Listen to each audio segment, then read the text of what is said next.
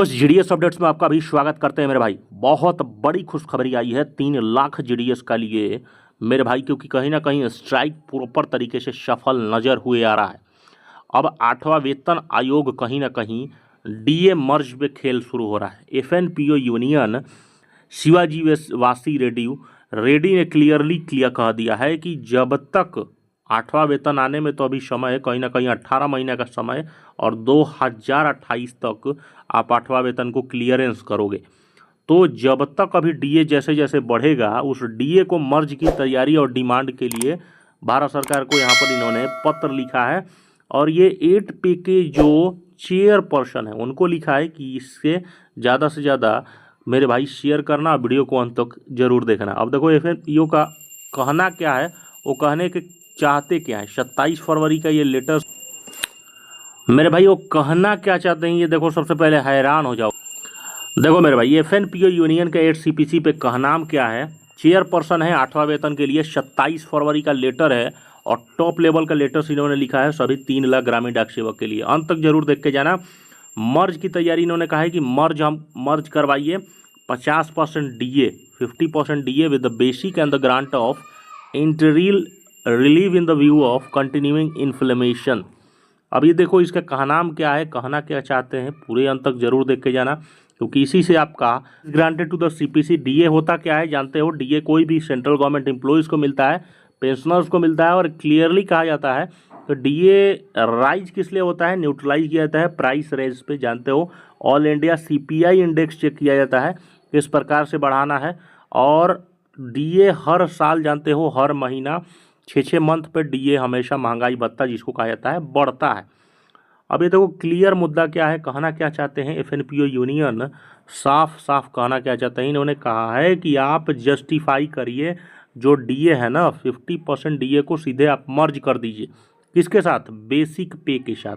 अब देखो कोई भी जैसे जीडीएस हो गया, जीडीएस की बेसिक अगर उठाइए 12 है, उसका 50% डीए अगर कर देता है मर्ज, तो मेरे भाई सब कहानी ही ख़त्म हो जाएगी। अगर 50% अगर डीए मर्ज कर दे, बात समझ रहे हो, कितनी बड़ी बात उठाइए मुद्दा।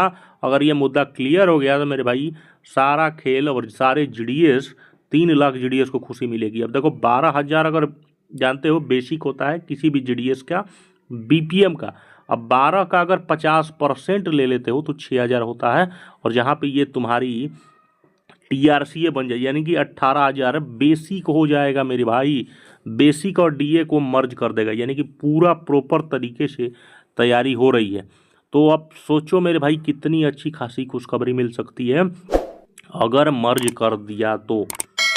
उसी को लेके इन्होंने क्लियर अलग अलग तरीके से कहा है, और क्लियरली कहा है कि इकोनॉमिक रियलिटीज़ पे आप बात करिए। जिस प्रकार से राइजिंग बढ़ रहा है, फूड हो गया, हाउसिंग हो गया, रेंटल हो गया, जाहिर सी बात है। अब देखो आने वाले समय में, अब 10 साल में आके आप चेक करो, एआई का जनरेशन आ चुका है दोस्त। पढ़ाने में, लिखाने में, एजुकेशन हो गया, रेंटल हो गया, आज के जनरेशन में 500 रुपीज़ का कोई वैल्यू न रहा।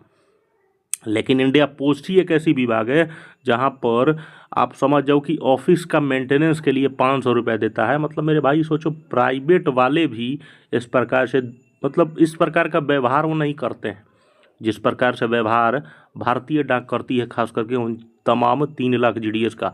जबकि जीडीएस से ही डाक विभाग का अस्तित्व है, और ये डाक विभाग खुद जानती है भाई।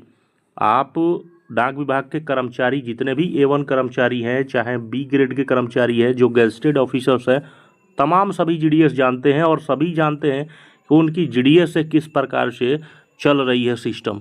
लेकिन मेरे भाई कहीं ना कहीं वो कोऑर्डिनेशंस और उस प्रकार से वो कभी आवाज़ नहीं उठाना चाहेंगे। और जीडीएस जाहिर सी बात है, इसलिए जीडीएस पे पूरा दायित्व बना पड़ा है। ठीक है, अब ये प्रॉपर तरीके से इन्होंने समझाया है कि किस प्रकार से इकोनॉमिक और लगातार फ्यूल को लेके, एजुकेशंस को लेके, हाउसिंग्स को लेके, फूड को लेके समझाया है कि किस प्रकार से हर चीज़ का पैसा कहाँ मिलता है, किसी जीडीएस को मिलता है। तो इन्होंने प्रे किया है कि आप जब तक अभी 8 पे नहीं लगता है, 50% डीए बेसिक के साथ हमें मर्ज करके सर दे दीजिए। ये देख सकते हो साफ कहा है कि इन्होंने 50% डीए को विलय करने की मांग के लिए लेटर लिखा है। ठीक है, 8 CPC के चेयरपर्सन को इन्होंने साफ कहा है कि महंगाई भत्ता कर्मचारियों को जानते हो कि इसलिए दिया जाता है ताकि बढ़ती कीमतों के कारण उनकी रियल आय में प्रभाव और संतुलित किया जा सके। अब देखो इतिहास में देखा गया है कि जब भी डीए 50% के स्तर को पार करता है तो पूर्व वेतन आयोगों में इसे मूल वेतन में मिलाने का सिद्धांत अपनाया गया है। जाहिर सी बात है, देखे हो अब देखो डीए देख रहे हो 60% डीए हो गया है। अब डीए जब 60% हो गया है तो बेसिक के साथ क्या करना है, पिछली बार आप जितना भी देखोगे तो डीए को मर्ज किया गया है। तो इसलिए इन्होंने भी कहा है कि इसका उद्देश्य वेतन संरचना को संतुलित और भविष्य की डीए गणना को यथार्थ आधार पर करना होता है। इसीलिए इन्होंने कहा है कि इस पत्र में क्लियरली कहा है कि हर चीज़ को जब आप संतुलित देख रहे हैं तो दैनिक उपयोग में भी देखिए, जो भी फूड होता है, किराया होता है, शिक्षा हो गया, सभी महंगे हो गए हैं। तो इसलिए परचेजिंग पावर भी कम होती जाती है। तो इन्होंने कहा है कि ये पत्र उल्लेख किया गया है कि कुल मिलाकर सभी कर्मचारियों की मांग है कि कहीं ना कहीं डीए को मर्ज करिए। और चैनल को सब्सक्राइब करके शेयर करिए दबा के। अपना ख्याल रखें। लव यू मेरे भाई।